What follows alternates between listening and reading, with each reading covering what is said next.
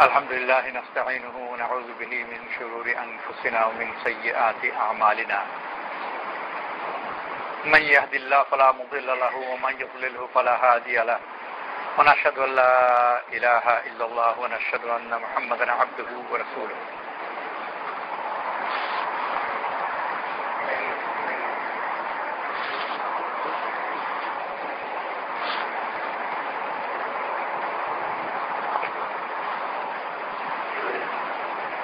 أعوذ بالله من الشيطان الرجيم بسم الله الرحمن الرحيم من عمل صالحا من ذكر أو أنثى وهو مؤمن فلنحيينه حياة طيبة ولنجزينهم أجرهم بأحسن ما كانوا يعملون وقال رسول الله صلى الله عليه وسلم يا أيها الناس قولوا لا إله إلا الله تفلحون أو كما قال عليه الصلاة والسلام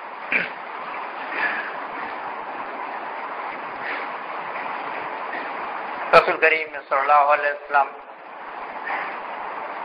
মানুষের হিদায়াতের জন্য এলেন আরব দেশে, যে দেশ বড় গরীব ছিল। দুই ধরনের ঐশ্বর্য মানুষের কাছে দুনিয়াতে আছে যে কদর করে। এক হলো যেটাকে সাধারণ সাদাসিধাভাবে সম্পদ বলে, অনেক জমির মালিক হওয়া, অনেক টাকার মালিক হওয়া ইত্যাদি সম্পদ। আরেক ধরনের সম্পদ ওরকম মাপা যায় না, কিন্তু ওটা পরোক্ষভাবে সম্পদই পরিগণিত হয়, আর সেটা হচ্ছে জ্ঞান।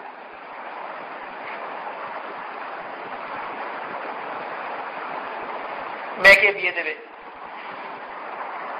তো খোঁজ করে যে সম্পদশালী কিনা, অন্ততপক্ষে তার ঘর বাড়ি আছে কিনা, থাকতে পারবে কিনা, খেতে পারবে কিনা। স্তর হিসাবে কেউ বেশি সম্পদ আশা করে, কেউ কম আশা করে, কিন্তু কিছু না কিছু সবাই চায়।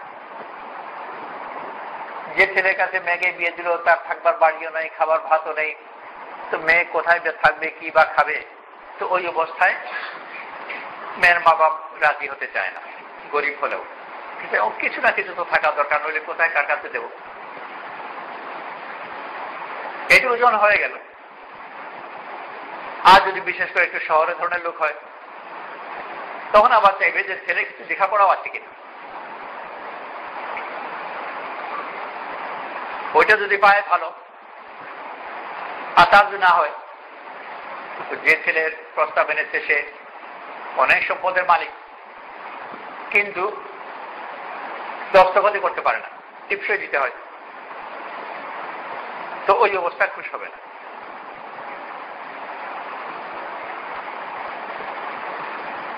আমার এক আত্মীয়র বিয়ে ছিল, আমরা তো ছোট, উনি আমার সম্পর্কে বহুত ভাই হবে, অনেকদিন যোগাযোগ নাই, হায়াতে আসছেন কিনা তা বলতে পারছি না। তো ওনার বিয়েতে উনি নাম দস্তখত করতে পারেন না, কিন্তু বিয়ে হচ্ছে মোটামুটি ভালো ঘরে। তারা অত সব খোঁজ খবর নেয়নি বোধহয়। আর বিয়ে যখন হয়ে গেছে, বিয়ে হওয়ার পরে ওই যে কাগজের মধ্যে দস্তখত করতে হয়, উনি তো দস্তখত করতে পারেন না, আর এটাও প্রকাশও করতে যায় না। আর তার পক্ষ থেকে একটু আড়াল করে আরেকজন দস্তখত করে দিয়েছে। কিন্তু মেয়ের পক্ষের লোক দেখে ফেলেছে। আর যখন এই খবর বাড়িতে গিয়েছে যে দস্তখত করতে পারে না, মোরাবাড়াই কান্না পড়েছে, হায় কার কাছে বিটলাম।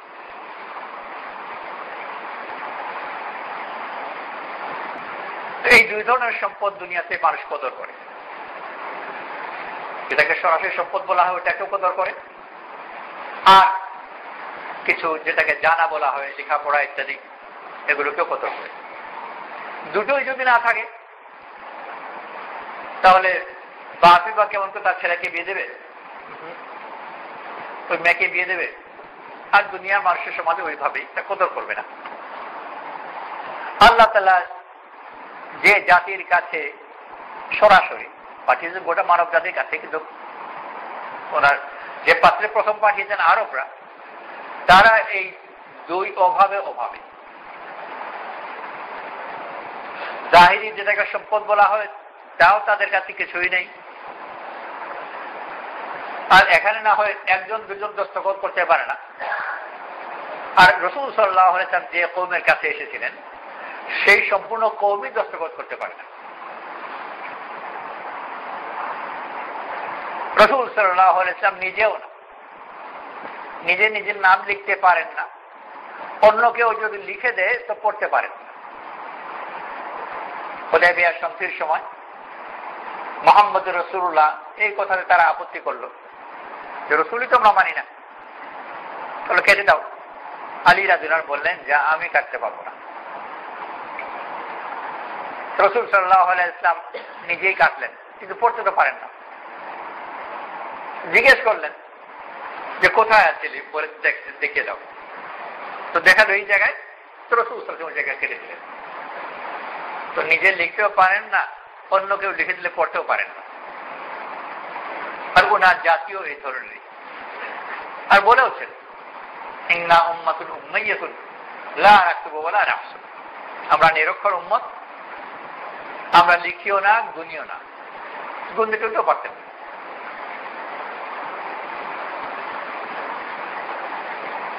তাবুকের সফরের পরে যখন ফিরে এসেছেন, লম্বা সফর ছিল, কষ্টের সফর ছিল, কিন্তু যুদ্ধ কিছুই হয়নি, জাহিরি ভাবে কিছুই হলো না। কিন্তু এক হলো জাহিরি দৃশ্যমান জগতে কিছু হওয়ার না হওয়ার, আর এক হলো আসমানে গায়বী ফেসলা হওয়া না হওয়া। দেখা যায়, মাপা যায়, এই যে জগতে আমরা চোখ দিয়ে দেখতে পাচ্ছি এই জগতে কিছুই হয়নি, কিন্তু আসমানে অনেকগুলো ফেসলা হয়ে গেছে এই তাবুকের এই কঠিন সফরে মক্কার বাণিজ্য। আর সেই সব ফেসলার মধ্যে এটা ছিল যে আশেপাশে কিছু রাজ্যগুলো মুসলমানদের অধীনস্থ হবে। ফিরে আসা পরে রাসূল করিম সাল্লাল্লাহু আলাইহি ওয়াসাল্লাম ওরকম একটা সুসমাদ শোনালেন, আমি যেন দেখতে পাচ্ছি শায়মা বিনতে বাকিলা, হেরা একটা রাজ্য ছিল, ওই জমানায় বেশ নামি দামি রাজ্য ছিল, সমাজ খুব বেশি বড় না হলেও ধন দৌলত ঐশ্বর্য ছিল। হেরার রাজার নাম ছিল বাকিলা, তার মেয়ে রাজকুমারীর নাম শাইমা। তা আমি যেন দেখতে পাচ্ছি শাইমা বিনতে বাকিলা সাদা ঘোড়ার উপর কালো খোমার ঢালা, সাদা ঘোড়ার উপর কালো চেহারা যে পর্দা থাকে, কালো পর্দা দেওয়া, আমি যেন দেখতে পাচ্ছি। আল্লাহ তাআলা রাসূল করিম সাল্লাল্লাহু আলাইহি ওয়াসাল্লামকে দেখালেন। সাহিত্যিকদের, শিল্পীদের ওরা যখন গল্প যখন করে, তো রাজার গল্প বা রাজকুমারীর গল্প চেয়ে রাজকুমারীর গল্প বেশি জমে, ওটার মধ্যে বেশি রস পায়। ছবি টবি আঁকবার সময় ওরকম শিল্পীরা যখন ছবি আঁকে তো বড় উটটুটিটা দিয়ে না করে বরং ঘোড়া, এবং আর তারপর আবার সাদা ঘোড়া। তো সাদা ঘোড়ার উপর রাজকুমারী রাসূল করিম সাল্লাল্লাহু আলাইহি ওয়াসাল্লাম দেখতে কে আল্লাহ তাআলা দেখালেন, আল্লাহ দেখালেন। তো শুনে মনে হয় যে আল্লাহর বেশ রস আছে, খুব রসিয়ে দেখাচ্ছেন। যখন রাসূল করিম সাল্লাল্লাহু আলাইহি ওয়াসাল্লাম বললেন, তখন একজন সাহাবী ছিলেন হুরাইব রাদিয়াল্লাহু আনহু, আনসারী। উনি বললেন, ইয়া রাসূলুল্লাহ, ওকে পেলে ও আমার। রাসূল সাল্লাল্লাহু আলাইহি ওয়াসাল্লাম বললেন, আচ্ছা তোমার, দিয়ে দিন। কোথায় হেরা, কোথায় রাজকুমার, কোথায় রাজকুমারী, রাসূল সাল্লাল্লাহু আলাইহি ওয়াসাল্লাম দিয়েও দিলেন, উনি নিয়েও নিলেন। তারপর রাসূল সাল্লাল্লাহু আলাইহি ওয়াসাল্লাম তো দুনিয়া থেকে চলে গেলেন। আবু বকর সিদ্দিক রাদিয়াল্লাহু আনহু জামানায় উত্তর দিকে জমাতগুলো গেল এবং অনেকগুলো যুদ্ধ হলো, বিজয় হলো। আর তার মধ্যে এই হেরার পতন হলো, মুসলমানদের অধীনে এলো। মুসলমান বাহিনী হেরা শহরে প্রবেশ করল। খালিদ ইবনে ওয়ালিদ রাদিয়াল্লাহু আনহু আমির ছিলেন জামাতের। শহরে যখন গিয়ে উপস্থিত হয়েছে, গিয়েই দেখলেন সাদা ঘোড়ার উপর কালো কুমার ঢালা এই রাজকুমারী কিনা তা তো দেখেন না, কিন্তু হাবভাব দেখে তো আন্দাজ হয়। ওই অবস্থায় যেভাবে রাসূল সাল্লাল্লাহু আলাইহি ওয়াসাল্লাম বলেছিলেন, সম্ভবত পালিয়ে যাওয়ার প্রস্তুতি নিচ্ছিল, কিন্তু ইতিমধ্যে মুসলমান বাহিনী এসে পৌঁছে গেছে। কুরাইব রাদিয়াল্লাহু আনহু ওখানে ছিলেন আর দেখলেন, যেহেতু উনি চিনতে পারলেন, সহজে চিনলেন আর দৌড়ে গিয়ে ধরলেন আর বললেন এটা আমার। খালিদ রাদিয়াল্লাহু আনহু জিজ্ঞেস করলেন যে কেমন করে তোমার হলো? বলে রাসূল সাল্লাল্লাহু আলাইহি ওয়াসাল্লাম আমাকে দিয়ে দিয়েছে। সাক্ষী কই? একজন সাক্ষীও পাওয়া গেল। উনি কুরাইব রাদিয়াল্লাহু পক্ষে সাক্ষ্য দিলেন, হ্যাঁ আমি সাক্ষী যে রাসূল সাল্লাল্লাহু আলাইহি ওয়াসাল্লামের সাথে ইনার এই কথা হয়েছে এবং রাসূল সাল্লাল্লাহু আলাইহি ওয়াসাল্লাম ওনাকে দিয়ে দিয়েছে। স্বাভাবিক খালিদ রাদিয়াল্লাহু আনহু ঠিক আছে, রাসূল সাল্লাল্লাহু আলাইহি ওয়াসাল্লাম দিয়ে দিয়েছেন তো মান। তো উনি ওনার রাজকুমারী ঘোড়া টোড়া সবকিছু সহ নিয়ে মদিনায় চলে এলেন, কারণ ওনার দাস মালিক সে তো বিচারা বোধ হয় জুতাও পড়তে জানে না, গায়ে জামা দিতেও জানে না, আর ডিম ভাজা করতেও জানবার সবার কথা নয়। আর ওনার দাসী সে হচ্ছে হেরার রাজকুমারী। যুদ্ধ শেষ হয়ে গেছে, সন্ধি হয়ে গেছে। তারপরে রাজকুমার ওর ভাই, তারা দুই ভাই সম্ভবত প্রচুর টাকা পয়সা নিয়ে মদিনায় এসেছে তাদের বোনের সন্ধানে, মালিকের কাছ থেকে মুক্তিপণ দিয়ে যদি সে রাজি হয় তার কাছ থেকে কিনে নিতে। এসে খুঁজে তারা বের করলো, এসে করে আমরা কাছে তারা অনুরোধ জানালো আপনি যদি মেহরবানি করেন আমাদের বোনকে দিয়ে দেন, আমরা মুক্তিপণ আপনি যা দাবি করেন দেওয়ার জন্য প্রস্তুত।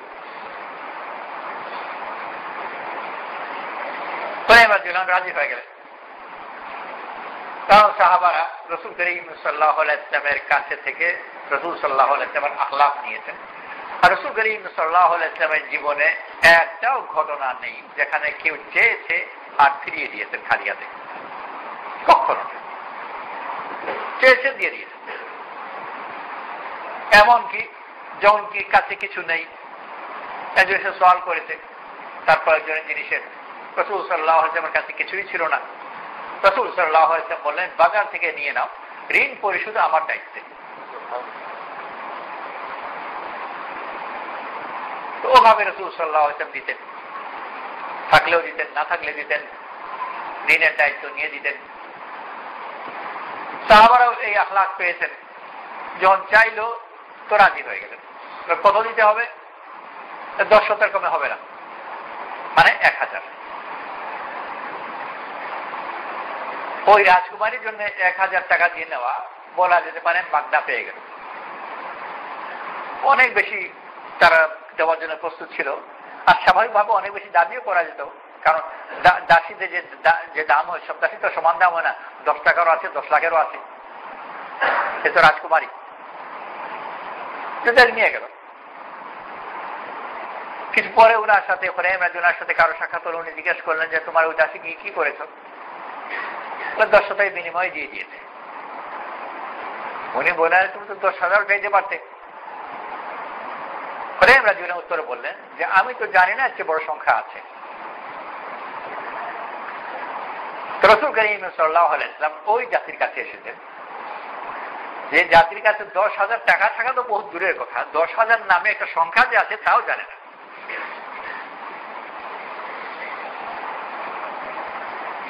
এখন শহরের হোক আর গ্রামের হোক, ওই রাস্তায় যেসব ছেলেগুলোরা থাকে যাতে কেউ পত্রিকার ভাষায় টোকাই বলে, একটা টোকাই খুঁজে বের করা যাবে না যে 10,000, 10 লাখ এই শব্দগুলো জানে না। ওর কাছে 10 লাখ নেই, কিন্তু 10 লাখ নামে একটা জিনিস আছে ও জানে। ওই কওমের কাছে রাসূল সাল্লাল্লাহু আলাইহি ওয়াসাল্লাম এসেছেন। রাসূল সাল্লাল্লাহু আলাইহি ওয়াসাল্লামের ইন্তেকালের পরে তারা দাওয়াত নিয়ে আর মুআল্লিম হিসেবে, শিক্ষাদাতা শিক্ষক, শিক্ষাদানের জন্য আশপাশ রাজ্যগুলো ছড়িয়ে পড়ে। ইয়ামানে তো রাসূল সাল্লাল্লাহু আলাইহি ওয়াসাল্লামের হায়াতেই গিয়েছিলেন, জীবদ্দশায়। আবু বকর সিদ্দিক রাদিয়াল্লাহু আনহু জমানায় উত্তরে রোমে গেলেন, বর্তমান সিরিয়া, লেবনান ইত্যাদি, এগুলো রোম বলা হতো। যদিও রোম বর্তমানে একটা শহর ইটালিতে আছে, ইটালির বড় শহর রোম, কিন্তু এগুলোকে রোম এই জন্য বলা হয় যে ওই রোমেরই রোমান সাম্রাজ্য একসময় খুব বড় হয়ে গিয়ে এইসব অঞ্চল সেই সাম্রাজ্যের অধীনে ছিল, আর সেই হিসেবে এই সম্পূর্ণ অঞ্চল এগুলোকেও রোম বলা হয়, রোম সাম্রাজ্যের অধীনস্থ হওয়ার কারণে। এমনকি বর্তমান তুর্কিতে, পূর্বাঞ্চল তুর্কিতে ছোট্ট জায়গা আছে, জায়গার নাম আরজরুম। আরজরুম বলা হয়, আরজরুম মানে রোমীয় অঞ্চল, কারণ রোমান সাম্রাজ্য ওই তুর্কি, ইরাক, টিরান এগুলো সব দখল করেছিল। যেরকম সিলেটে একটা স্টেশন আছে, সিলেট শহর থেকে রেল স্টেশন, সম্ভবত সিলেটের পরবর্তীতে প্রথম স্টেশনও মোগলা বাজার। মোগলরা ওখানে কবে গেল? কিন্তু গিয়েছিল। তো সেজন্য ওই সিলেটের ভিতরে এখন ছোট্ট শহর হিসেবে আছে মোগলা বাজার। তো বেচারা মোগল থাকে না, মোগলা হয়ে গেছে।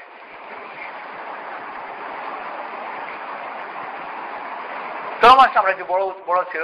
উত্তরে রোম সাম্রাজ্যে সাহাবারা গেলেন, ওমর জমানায় পূর্বে পারস্যে গেলেন, পশ্চিমে বর্তমান যেগুলো মিশর, তখন একটা গুরুত্বপূর্ণ রাজ্য ছিল ইস্কান্দারিয়া, যেটা বর্তমান মিশরের একটা বড় শহর।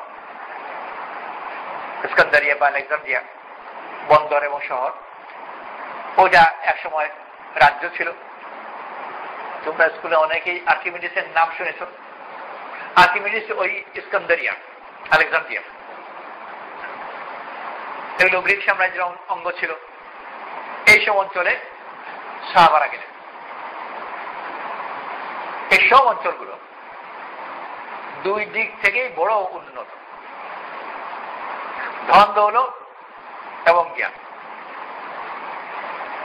তো ঠিক কিছুক্ষণ আগে যেরকম বললাম যে বিয়ের প্রস্তাব দিয়েছে, একজন তো আছে যে ভাত কাপড় দিতে পারে বেচারা, কিন্তু নাম দস্তখত পারে না।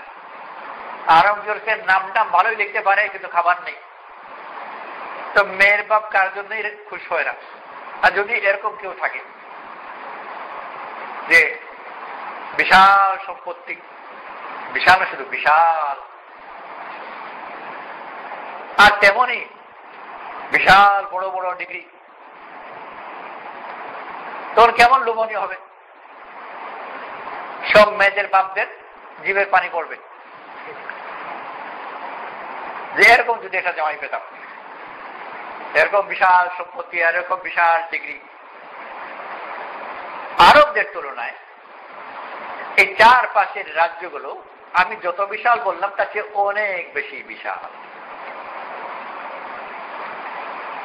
এরা তো গুনতেই জানে না 10 পর্যন্ত, আর ওদের পকেটে পকেটে কত লাখ লাখ পড়ে আছে, আর নাম দস্তখত করতে জানে না। আর আর্কিমিডিসের নাম ইচ্ছা করে উল্লেখ করলাম যে সাহাবাদের অনেক আগে, খুব বেশি দূরেও নয়, ইস্কান্দারিয়াতে, এটা মোটামুটি কাছে। ইনারা লিখতে জানেন না, আর কাছেই আর্কিমিডিসেরা শুধু গণনা নয়, এমন সব গোনা গুনেছে যে এখন পর্যন্ত ওগুলো গুনতে হয়। স্কুলে আর্কিমিডিসের নাম একবার পেয়েছ, আর্কিমিডিস সূত্র পেয়েছ না, কিন্তু এটা শেষ হয়ে যায়। আরো আছে, এমনকি যদি ম্যাথমেটিক্স এমএসসি করতে যাও তো এমএসসিতেও গিয়ে না আর্কিমিডিসের নাম পাবে।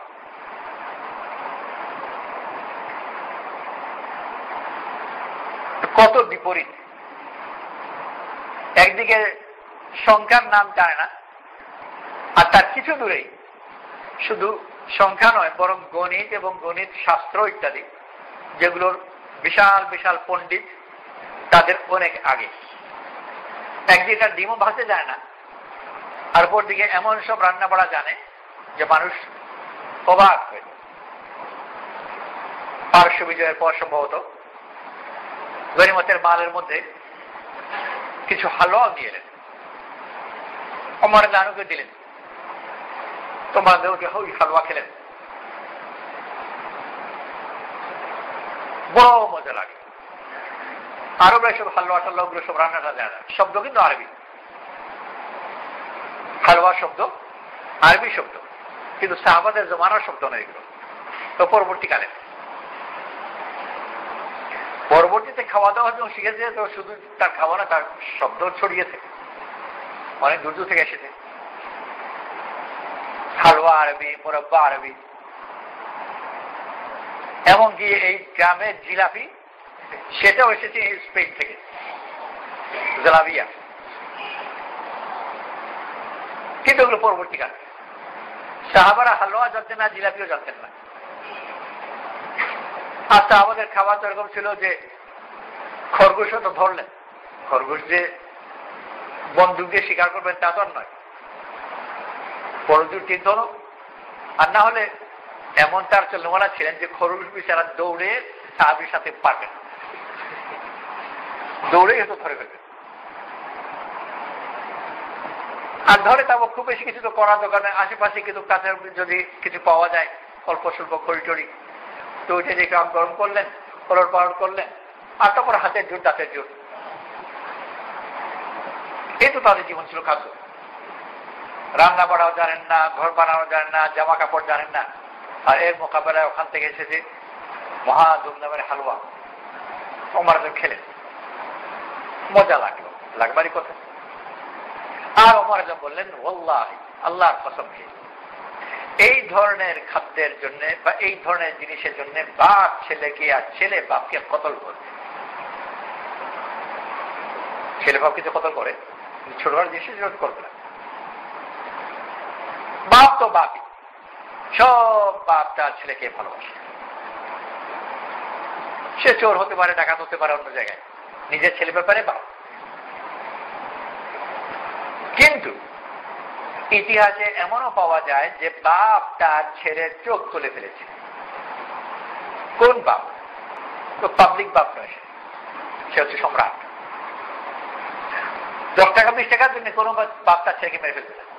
কিন্তু জিনিসের সম্পদ যখন বেশি হয়, তো তার আকর্ষণ বাড়তে বাড়তে বাড়তে বাড়তে এমন পর্যায়ে যেতে পারে যে তার মোহে লোভে বাপও তার ছেলের চোখ তুলে ফেলে। মোগল সম্রাট ছিল তাইমুল্লাহ, অনেকে নাম শুনেছে হয়তো। তাইমুল্লাহের ছেলেদের মধ্যে যে ছেলে সবচেয়ে বেশি বুদ্ধিমান দক্ষ ছিল, বাপের ভয় হলো যে এই ছেলের মোকাবিলায় টিকা যাবে, ও সিংহাসন ছিনে নেবে, ভয় হলো। আর বেশি কিছু সম্পদ থাকলে মানুষের খাওয়াটা ভয় হয়। পকেট মারা যারা থাকে, ওরা কেমন করে বুঝে যে কার পকেটে টাকা আছে? তোমার পকেটে কোনো পকেট মার হাত দিয়েছে? দেয়নি, কিছু থাকলে না দেবে। গল্প আছে কলকাতার কোন একটা অঞ্চলে ঘটনা কতটুকু সত্য কতটুকু গল্প বলা তো মুশকিল, ঘটনা হিসেবে বলা হয়। কিছুটা সত্যতা থাকতেও পারে, বাকি নিশ্চয়ই কিছুটা কিছু থাকলেও অতিরঞ্জিত। গল্প বা ঘটনা হলো এই যে শুনেছে ওই অঞ্চলে খুব পকেট মার। দুজন বেড়াতে গিয়েছে, ঘুরে টুরে এসে বললো যে শুনলাম কত পকেট মার, কিছু কই, কিছুই তো নেই। পাশে যে বাসের ভিড়ের মধ্যে ছিল, পাশে একজন লোক বললো যে পকেটে আছে মাত্র 2 আনা, নিয়েই বা কি লাভ? তাই ছিল।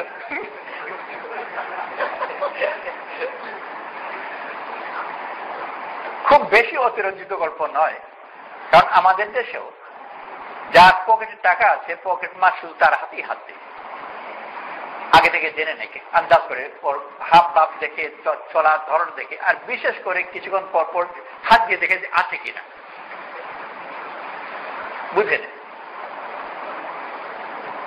এত বড় সম্পদ যার থাকবে ও এ ব্যাপারে সতর্ক, সচেতন, এবং তার মনে একটা সন্দেহ থাকবে, আর ওই মাত্রায় যেতে পারে। এবং ইতিহাসে গিয়েছে যে সম্রাট তার আদেশে তার ছেলের চোখ তুলে ফেলা হয়েছে। ইতিহাসের ঘটনা যা বইপত্রে পাওয়া যায়। তো দুনিয়া এত জবরদস্ত জিনিস, কিন্তু দূর চালানোর জন্য তা হবে না। তো সাহাবাদের কাছে একদিকে কিছুই ছিল না, অপরদিকে এত ঐশ্বর্য। জমরদান বললেন আল্লাহর কসম খেয়ে এই ধরনের জিনিসের জন্য ছেলে বাপকে কতল করবে আর বাপ ছেলেকে কতল করবে। আর জ্ঞান গর্বের কথা তো বললামই। আর সাহাবারা যারা গিয়েছেন, না তার কাছে এটা জামা আছে, না রান্না করতে জানেন, না নাম দস্তখত করতে জানেন, না গুনতে জানেন, আর গিয়েছেন শিক্ষক হিসেবে। সবাইকে ডাকলেন যে তোমরা শিখতে এসো। আর যদি গ্রামের কোন লোক ওর বিচার হয়তো স্পঞ্জের স্যান্ডেল আছে, কিন্তু তার ক্ষয় হতে হতে আধা বাকি আছে, আর লুঙ্গিতে একটু ছিঁড়া, গেঞ্জিতে বিরাট ফাঁক, গরিব মানুষ, জামা কাপড় সব কিছুতে বোঝা যায়, গোসল নিজেও করেনি, তার গেঞ্জিকেও গোসল দেয়নি।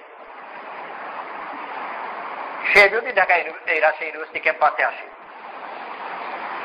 আর ক্যাম্পাসে এসে কোন আমতলায় লেচু তলায় কিছু একটা তলায় গিয়ে সবাইকে ডাক দেয় যে তোমরা প্রফেসর ছাত্র যারা এখানে আছো সবাই আসো, আমি তোমাদেরকে শিক্ষা দেব,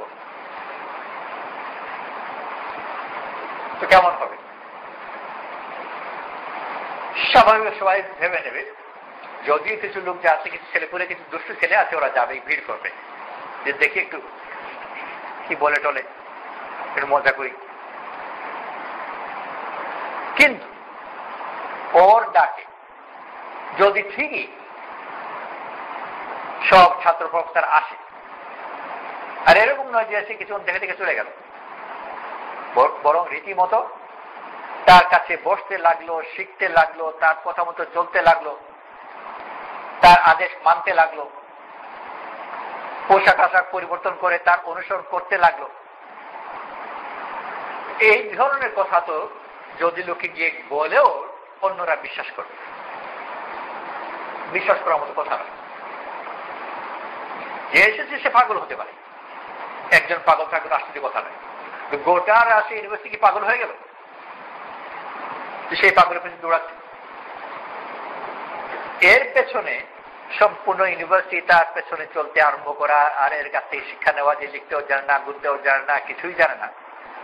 যত আশ্চর্যের কথা হবে, এর চেয়ে অনেক বেশি আশ্চর্যের কথা সাহাবাদের কাছে সবাই ভিড় করা। ইয়েমেনিদের, রুমিদের, ইরানিদের, ইউনানিদের সবাই সাহাবাদের চারপাশে ভিড় করলো। আর একদিন দুদিন, এক মাস দু মাস নয়, মোটামুটি ভাবে 50 বছরে সম্পূর্ণ দেশগুলো মুসলমানই হয়ে গেল। আর এতই তাদের অনুসরণ করলো, এতই তাদের নকল করলো যে নিজ ভাষাও হারিয়ে ফেললো, আর তাদের ভাষা নিজের ভাষা হয়ে গেল। এই লেবনান, সিরিয়া, টিরিয়া যেগুলো বললাম, এগুলো রোম সাম্রাজ্যের অঞ্চল ছিল, আর এগুলো আরবি ভাষার লোক নয়। মিশর, এগুলো আরবি নয়, কিন্তু এখন আরবি হয়ে গেছে, তখনই হয়েছে। আমাদের দেশে 200 বছর ইংরেজরা থাকলো, আর এই দেশের মানুষকে ইংরেজ বানাবা, তাদের ভাষা শেখাবার জন্য কত চেষ্টা করলো। এই দেশের মানুষও বড় আগ্রহী হলো, তারাও শিখতে চাইল, কিন্তু 200 বছর পার হয়ে গেল, আর তেমন আর শিক্ষা হলো না। কিছুদিন আগে ঢাকায় এক কলেজে একজন বিদেশি লোক এসেছে, রাজশাহী কলেজ না, বড় রাজশাহীকে তুলে ওরা গ্রাম বলে, ঢাকার কলেজ। একজন বিদেশি লোক এসেছে কলেজে, একজন প্রফেসরের সাথে কথা বলছে, একটু সাতাশটা প্রশ্ন করলো, সে প্রফেসর দাঁড়িয়ে থাকলে কোনো উত্তর দিল না, হয়তো কিছু অপেক্ষা করে তারপর চলে গেল। ও সহকর্মী আরেক প্রফেসর তাকে জিজ্ঞেস করলো যে সে তোমাকে যে জিজ্ঞেস করলো তুমি উত্তর দিলে না কেন? ও বললো যে থার্ড পারসন সিঙ্গুলারের পেছনে এস লাগে, আমি ওই এস খুঁজতে গিয়েছিলাম। এস আনতে আনতেও চলে গেছে। 200 বছর ইংরেজ এখানে থাকলো, আর কত স্কুল কলেজ বানালো, আর কত এস শিখালো। এখন পর্যন্ত কলেজের প্রফেসরের সেই এস আনতে আনতে কতক্ষণ লেগে যায়, পাবলিক তো দূরে। অথচ সাহাবারা মোটামুটি কিছুদিন থাকলেন, আর ওই দেশে তারা নিজের ভাষা তারা ভুলে গেল, আর নিজের পরিচয় ভুলে গেল। যে পরিচয়ে মানুষ সাধারণত গর্ব করে। কেউ যদি কোনো জমিদারের ছেলে নাতি কিছু একটা হয়, তো বর্তমানে সে পরীক্ষায় পাশ করুক আর ফেল করুক, ও ঘুরে ফিরে ওইটা টানবে।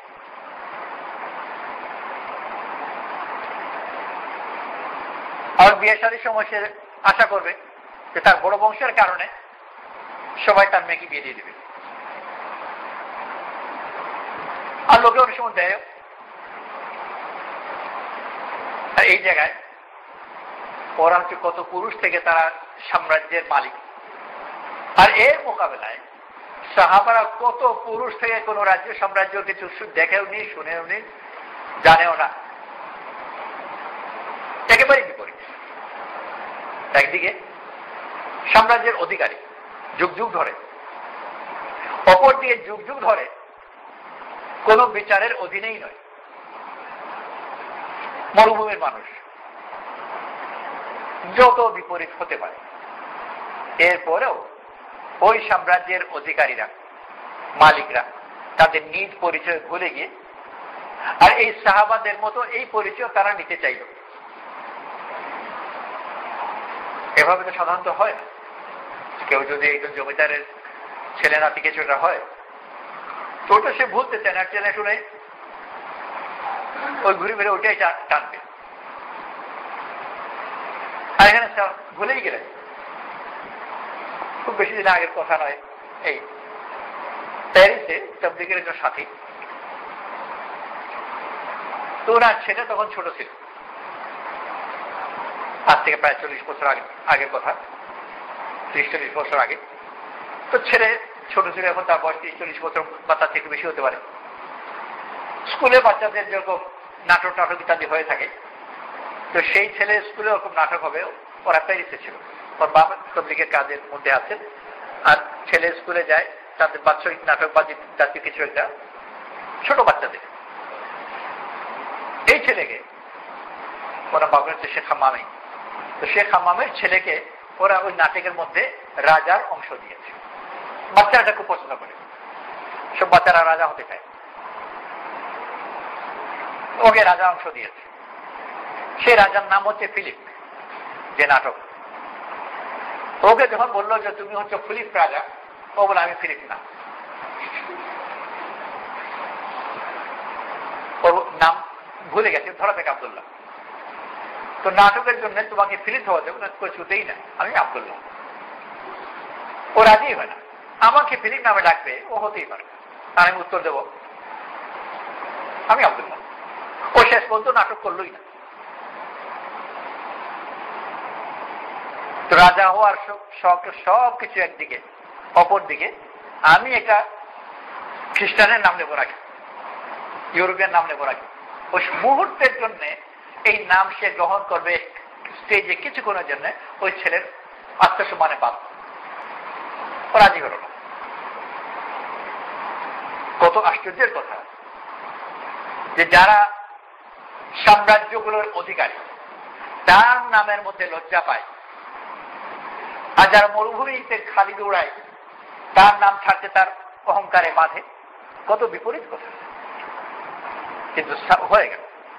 তো সাহাবারা যখন গিয়েছেন, না তাদের টাকা পয়সা আছে, না ঘর বাড়ি, না রান্না বাড়া জানেন, না লিখতে জানেন, না গুনতে জানেন, আর এর মোকাবেলায় এই চারপাশের রাজ্যগুলো তাদের কাছে সব কিছু আছে, অথচ তারা সবাই নিজেদের সব কিছু ছেড়ে এই সাহাবাদের পেছনে চলতে লাগে। ইতিহাসে এমন বিপরীত ধরনের চলা তার আর দৃষ্টান্ত পাওয়া মুশকিল। মানুষ নকল করে, মানুষ মাত্র সে নকল করবেই করবে, কিন্তু নকল কে কার নকল করে?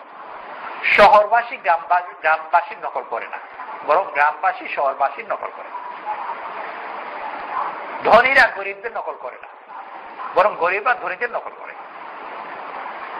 শিক্ষিতরা অশিক্ষিতদের নকল করে না, বরং অশিক্ষিতরা শিক্ষিতদের নকল করে।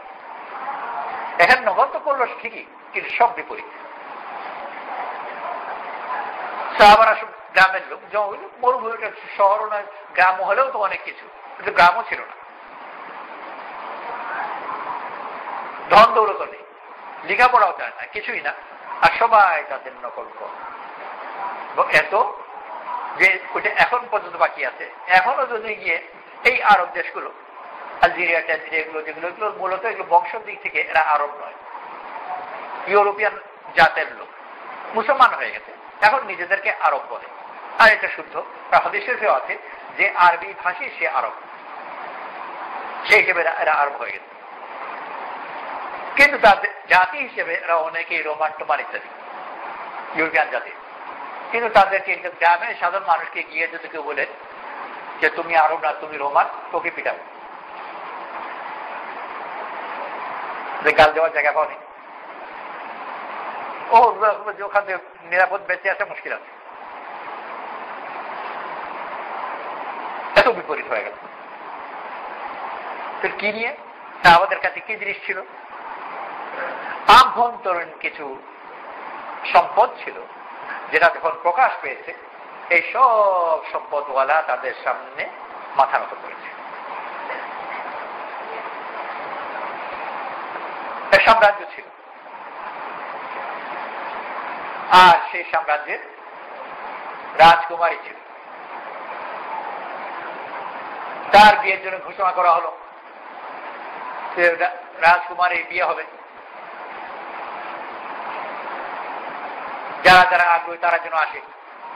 আশেপাশে যত ছোটখাটো রাজ্য টাজ্য আছে সবাই আগ্রহী। এত বড় সাম্রাজ্য, সেই দেশের রাজকুমারী, কি তার রাজমহল, কি তার কত কিছু, সবাই আগ্রহ, সবার স্বপ্ন, বড় আগ্রহ করে সবাই একবার আসে যে দেখি, চেষ্টা করে যদি আমার ভাগ্যে লেগে যায়। কিন্তু আসার পরে এক নজর দেখে ফিরে চলে যায়, কারণ রাজকুমারী অত্যন্ত কুৎসিত। গল্পের সব রাজকুমারীর সুন্দরী হয়, কিন্তু এই রাজকুমারী শুধু কুৎসিত নয়, মারাত্মক ভাবে কুৎসিত। তো সব রাজকুমাররা এক নজর দেখার পরে ফিরে চলে যান, আমার দরকার নেই, চলে গেল। তো বিচারি আর কাউকে পাই না, কেউ রাজি নয় তাকে বিয়ে করবার জন্য। এক অন্ধ ফকির ছিল, সে ভাবলো আমি অন্ধ মানুষ, ও সুন্দরী হলেই বাকি আর কুৎসিত হলেই বাকি, দেখতে তো আর পাচ্ছি না, আর বিয়ে যদি করি আমার খাওয়া দাওয়াটা মধ্যস্থ হয়ে যাবে। আর রাজকুমারীও বিচারী কাউকে না পেয়ে শেষ পর্যন্ত এই অন্ধ ফকিরকেই বিয়ে করবে, কারণ ইচ্ছা কেউ রাজি না। সবাই বলে আমার দরকার নেই রাজকুমারী, কিন্তু এরকম এক নজর দেখলেই অবস্থা খারাপ, আমি রাজি না। সবাই ফিরে চলে যায়। খুব সহজ ধারণা করা যে সেই রাজকুমারী বিচারীর মনে কত দুঃখ হবে, কেউ আমাকে চায় না, সবাই চায় যে সবাই আমাকে কদর করুক, আমি সুন্দর হই, আর তার মোকাবেলায় ওকে কেউ নিতে চায় না, তার মনে খুব দুঃখ। একবার সে কোথাও কোনো সফরে যাচ্ছিল, রাস্তার পাশে ধুলার মধ্যে দুপুরে গরমের মধ্যে গাছতলায় শুয়ে আছে এক ফকিরের মেয়েকে দেখলো। ফকিরের মেয়ে যেমন হয়, জামা কাপড় সবকিছু ওরকম এলোমেলো, জীবনে কোনোদিন চুলে তেল দেয়নি, আশ্রয় নেই, কিন্তু আল্লাহ তাআলা তাকে রূপ ঢেলে দিয়েছে। ও ঘুমন্ত অবস্থা ফকিরনিকে দেখে এই রাজকুমারী অবাক, এত সুন্দর মানুষ হয়, আর তার সাথে নিজের সাথে তুলনা করছে, সে থাকে রাজমহলে আর এত কুৎসিত, আর পথের পাশে ধুলার মধ্যে শুয়ে আছে এই ফকিরনি, আর এতই সুন্দর। সে তার দিকে অগ্রসর হলো, ডেকে তুলল, আর তাকে বললো যে তোমার কাছে কি আছে, তুমি কি করেছো এত সুন্দর হলে, তোমার এই কিছু রূপ আমাকে এত কিছু দাও। সে বললো হ্যাঁ আমি দিতে পারবো, তবে আমার কথা মতো চলতে হবে। কি যে রাজমহল ছেড়ে তোমাকে এসে এই ধুলায় শুতে হবে, কোনো ব্যাপারই নয়। এই রূপের মোকাবিলায় এই রাজমত ছাড়া এটা কোনো ব্যাপারই তুচ্ছ জিনিস। যত শর্ত লাগালো সব শর্তে রাজি, কারণ কুৎসিত রাজকুমারী যখন রূপ পাবে ওটার জন্য কি না সে দিতে রাজি হবে, স্বাভাবিক কথা। সবকিছুতেই সে রাজি। তোমাকে এরকম আধা পেটা খেয়ে থাকতে হবে, কোনোদিন খেতে পাবে কোনোদিন পাবে না, হ্যাঁ তাতেও রাজি। ছেঁড়া জামা তাতেও রাজি, সবকিছুতেই রাজি। কিন্তু কথা একটাই যে তোমার রূপ আমাকে কিছু দিতে হবে। সাহাবাদের সাথে আর এই চারপাশের সভ্য জাতিগুলোর সাথে এই লেনদেনই হয়েছে।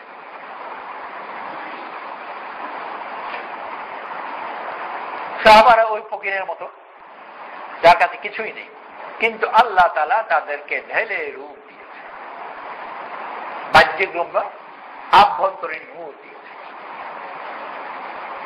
আর এদের কাছে বাইরের সব কিছু আছে কিন্তু ভিতরে কুৎসিত,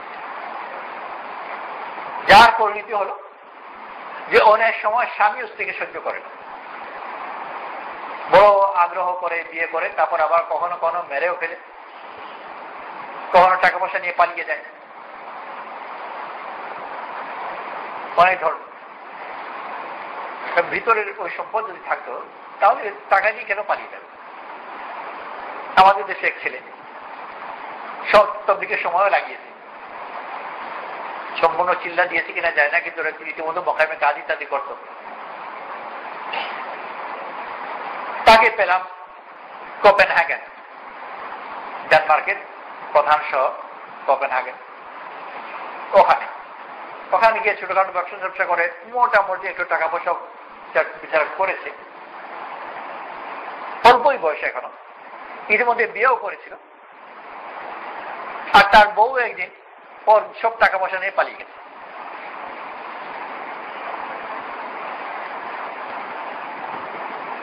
বলে আশ্চর্য লাগলো, ওখানেই থাকতো, ওই টাকাটাই খেতে থাকতো, কে বাধাইতো ওকে? কিন্তু ওর বুদ্ধি হলো না, গুলো টাকা নিয়ে পালিয়ে দেয়, তোর টাকা পয়সা নিয়ে পালিয়ে গেছে। আর শুধু তাই নয়, গিয়ে আবার এর বিরুদ্ধে মোকদ্দমা করেছে যে আমার টাকা মেরে দিয়েছে। তো যাই হোক মোকদ্দমায় জিতে গেছে, রায় দিয়েছে কোর্ট, না ও টাকা পয়সা কিছু মারেনি, কেন প্রমাণ কিছু দেখাতে পারেনি। আর চারপাশে যে সাম্রাজ্যগুলো ছিল, সভ্য জাতিগুলো ছিল, তাদের অবস্থা তো এরকমই ছিল যে ধন দৌলত ঐশ্বর্য সবকিছু আছে, কিন্তু বাপও তার ছেলেকে যথেষ্ট ভালোবাসতে পারে না,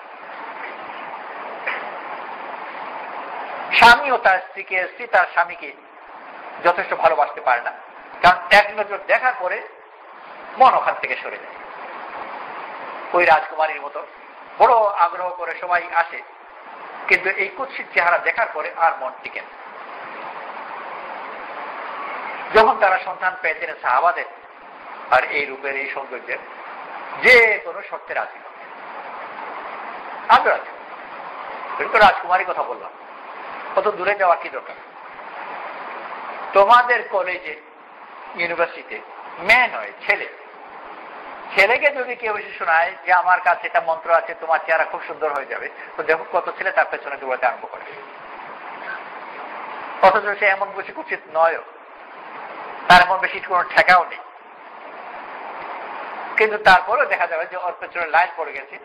আর যারা দিনের বেলা তার ছেলের সাথে দূর সব বোগাস, কিন্তু রাতের বেলা দেখা যাবে সে ওখানে।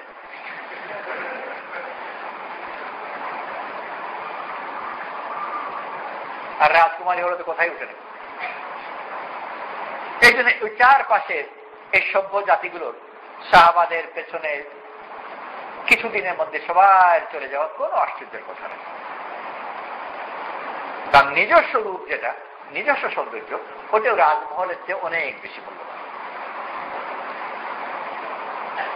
আমাদের দেশে কোন মহিলার কথা শুনেছিলাম, অল্প বয়সে তার বিয়ে হয়েছে, নতুন সংসার, বয়স অল্প, কিন্তু খুবটা ধনী নয়, চলেও না তাও নয়, কোন রকম করে টানাটানি করে ছোটখাটো একটা বাসা বলা যায়, ঝুপড়িও বলা যায়, মাঝে মাঝে ধরনের একটা অবস্থা। সোফা নাই, চেয়ার আছে, চেয়ারে কিন্তু আবার টালি দেওয়া, কিছু পেরেক টেরেক লাগানো, ওই ধরনের। জানলা আছেও, আবার পর্দা ঝুলাবার মতো অনেকের বন্দোবস্তও নেই। মন তো সব কিছু চাই, সুন্দর ঘর হবে, সুন্দর বিছানা হবে, এই হবে সেই হবে। আর বিশেষ করে মহিলাদের এগুলো সাজগুজ করতে খুব বেশি মন চায়। ধীরে ধীরে আল্লাহ তাআলা তাকে সচ্ছলতা দিলেন,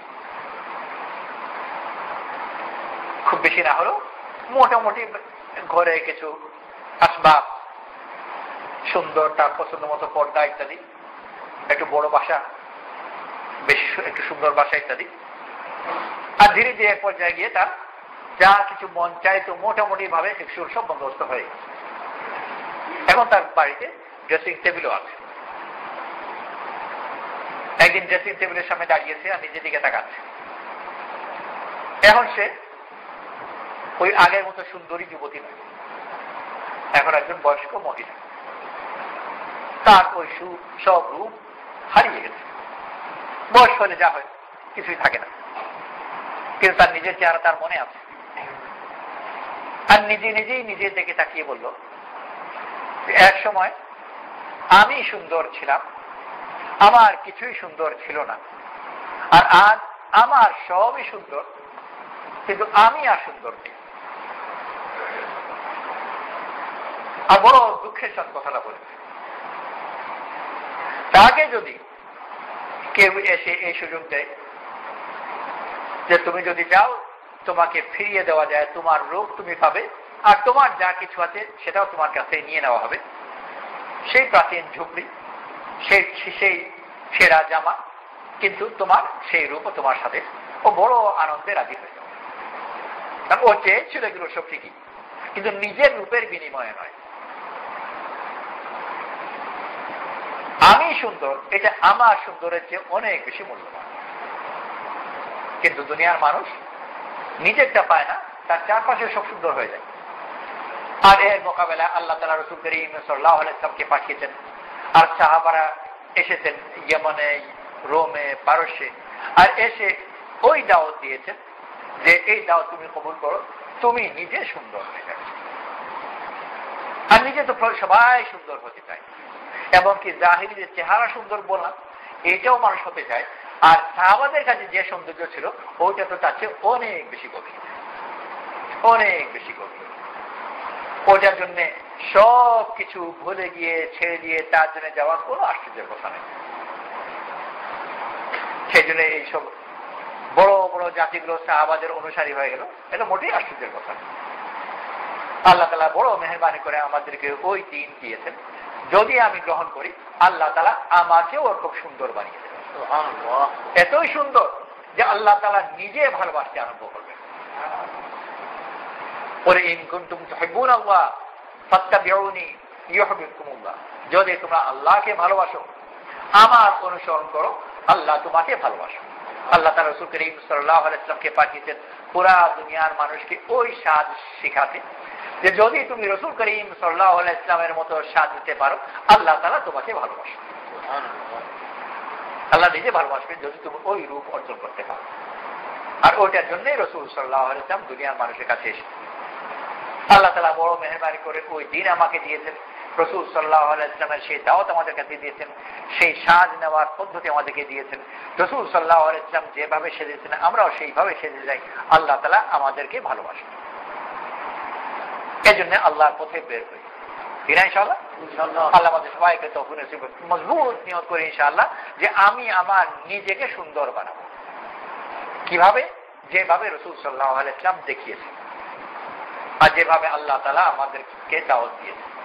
আল্লাহর পছন্দ মতো হবো, রাসূল সাল্লাল্লাহু আলাইহি ওয়াসাল্লামের তরিকা মতো, যেন আল্লাহ তাআলা নিজেই আমাকে ভালোবাসতে আরম্ভ করেন। আল্লাহর চোখে সুন্দর হয়ে যাবে।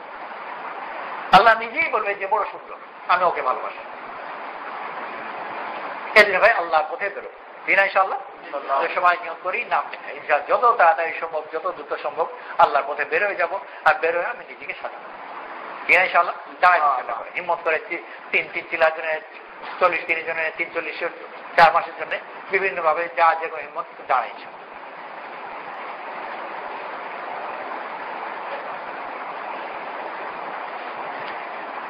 বসে যাই, বিসমিল্লাহ বিসমিল্লাহ, বসে যাই। প্রথম তারা দাঁড়ায় যারা এই মসজিদের মহল্লার আওতাভুক্ত, এই মসজিদে মহল্লার কেন হোস্টেলের আশেপাশে, কিন্তু মোটামুটি ভাবে এই মসজিদের বা মসজিদের কাছে তারা দাঁড়ায় বিসমিল্লাহ করে।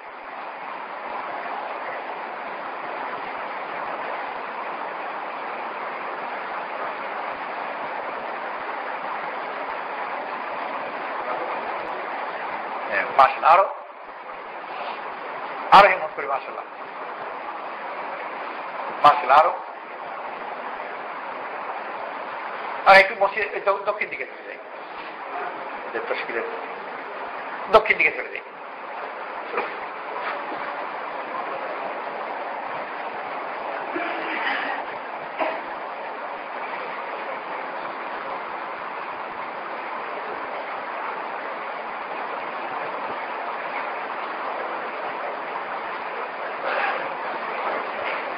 এখন যারা আশেপাশে এই মসজিদের যারা, তারা তো ওখানে চলে গেছেন, কিন্তু কাছের মসজিদের, এক মসজিদ দূরের, দুই মসজিদ দূরের, শহরের, তারা তারা বিসমিল্লাহ করে।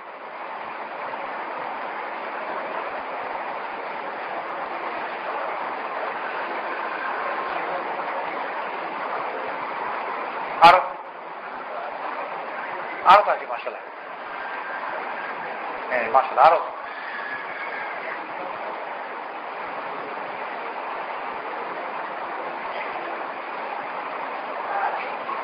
ওই পাশে উত্তর দিকে।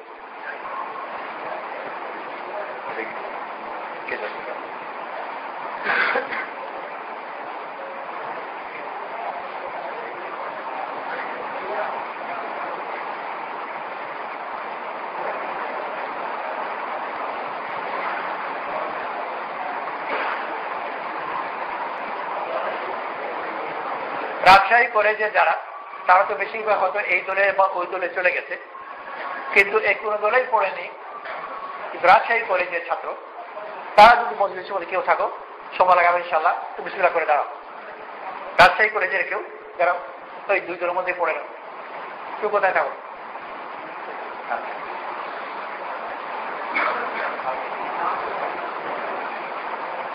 আর কেউ নেই?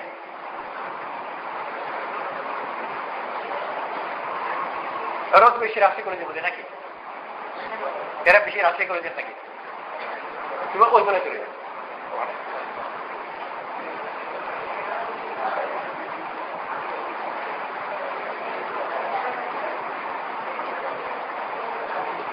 তারপর বাকি আমরা এখানে যারা আছি, তারা দাঁড়ায় যারা ছাত্র, কিন্তু রাজশাহী ইউনিভার্সিটির না, অন্য বিভিন্ন কলেজের বা স্কুলের ইত্যাদি, সময় লাগাবো ইনশাআল্লাহ, হিম্মত করে দাঁড়ায়।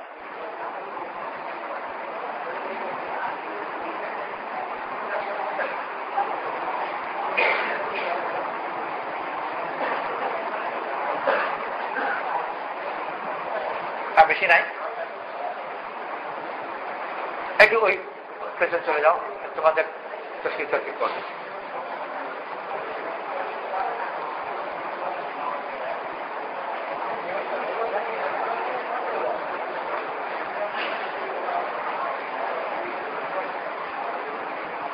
এখন বাকি যারা বেশিরভাগই আছে রাজশাহী ইউনিভার্সিটির, রাজশাহী ইউনিভার্সিটি যারা সময় লাগাবো ইনশাআল্লাহ নিয়োগ করছি, আল্লাহ সবাই নিয়োগ করবো, হিম্মত করে দাঁড়ায়।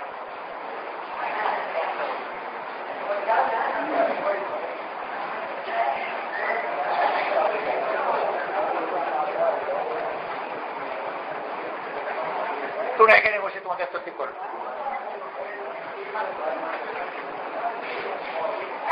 হল হিসেবে, এলাকা হিসেবে ভাগ করে ফেলো।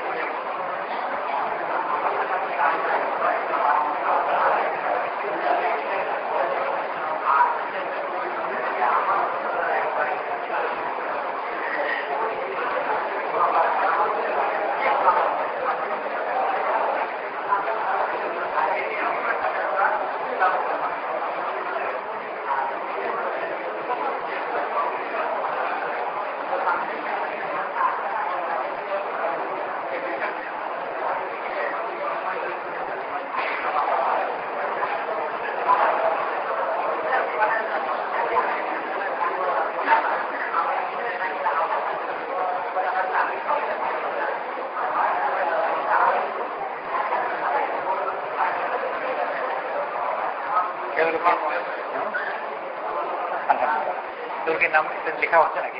নাম লেখা হয়েছে, তারপরে ডেকে নিয়ে আসা।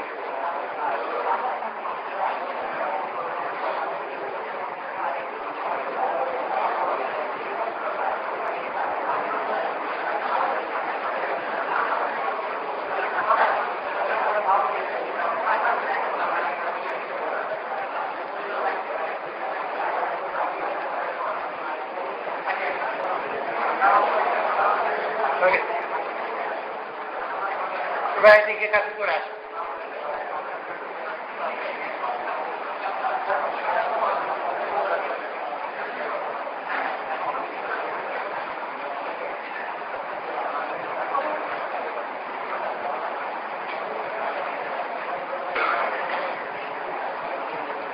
নিয়ম করলাম আল্লাহ তাআলা আমাদেরকে আমল করা তৌফিক নসিব করুন।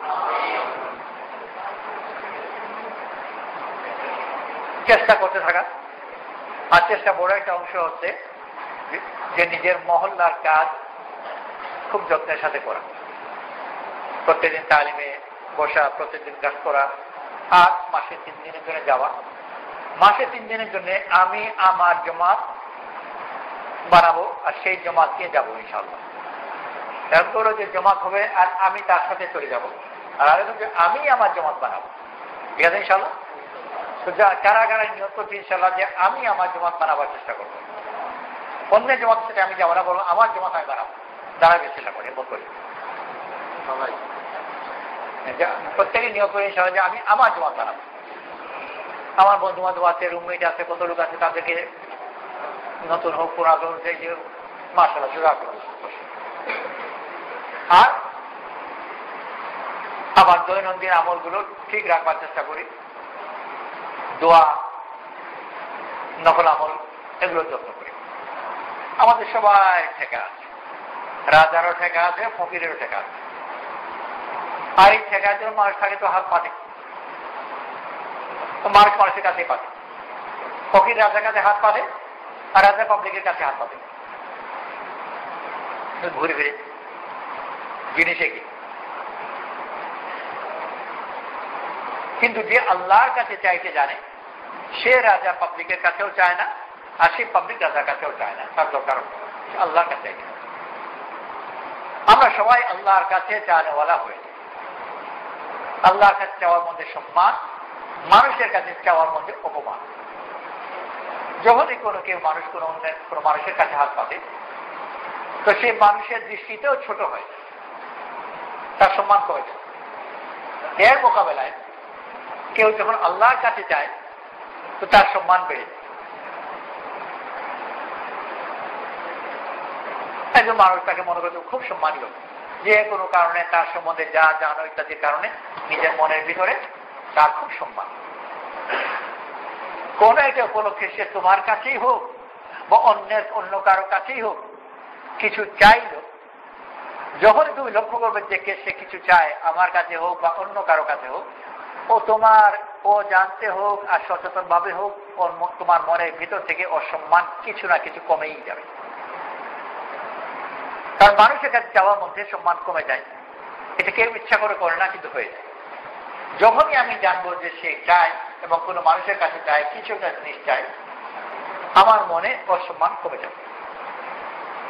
এর মোকাবেলায় অন্য একজন ব্যক্তি, আমি তাকে বলে সম্মানিত করি না, কিন্তু যখন দেখবো যে সে খুব দোয়া করে, খুব আল্লাহর কাছে চায়, আর তার রুমমেটও বললো, তার প্রতিবেশী বললো যে এই লোক আল্লাহর কাছে বড় বেশি চায়, কার কাছে? আল্লাহর কাছে চায়। এই কথাগুলো শুনলে তার সম্মান বেড়ে যাবে। দুটোই চাওয়া, মানুষের কাছে হাত পাতলে সম্মান কমে, আল্লাহর কাছে হাত পাতলে সম্মান বাড়ে। আর আল্লাহ তাআলা দেয়, মানুষের কাছে হাত পাতলে মানুষ বিরক্ত হয়, আল্লাহর কাছে চাইলে আল্লাহ তাআলা খুশি। আমরা সবাই আল্লাহর কাছে চাওয়া শিখি, নামাজ পড়া, দোয়া করে এগুলো আছি। আর বিশেষ করে যখন নামাজ পড়ে, ফরজ নামাজে পড়ে আল্লাহ তাআলা দোয়া কবুল করে, আল্লাহর কাছে চাই।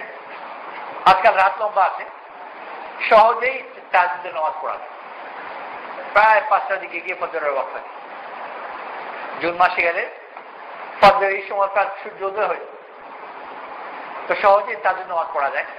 আর এদিকে সন্ধ্যা হয়ে যায় খুব তাড়াতাড়ি, লম্বা রাত, ইচ্ছা করলে সহজেই তাদের নামাজ পড়তে পারি, আর তাদের নামাজ পড়ে দোয়া বড় বেশি কবুল হয়। আমরা সবাই এটাও নিয়ত করবার চেষ্টা করি যে তাদের পড়বো ইনশাআল্লাহ, আর গুনাহ থেকে বেঁচে থাকবার চেষ্টা করি।